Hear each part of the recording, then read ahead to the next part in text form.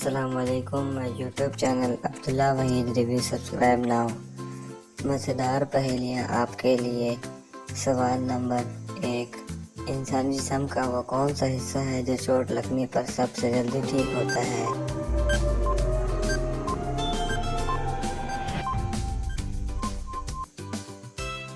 जवाब है जुबान।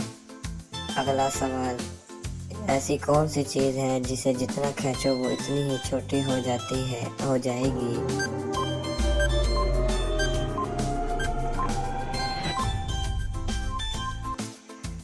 इसका जवाब है सिगरेट, कि जितना खींचे उतना छोटी हो जाती है। अगला सवाल, वो कौन सी चीज़ है जिसका साया नहीं होता?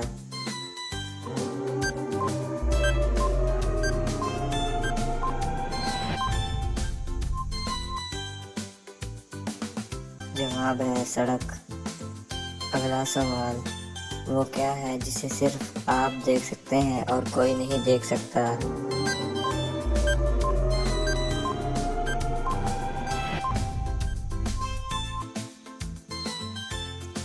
जवाब है आपका ख्वाब। अगला सवाल, क्या आप बता सकते हैं कि साल में 1 बार, महीने में 2 बार, हफ्ते में 4 बार और दिन में 11 बार क्या आता है?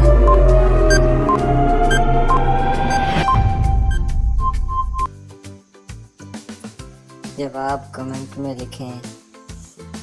अगर आपको ये वीडियो अच्छी लगी हो तो फिर लाइक करें और चैनल को सब्सक्राइब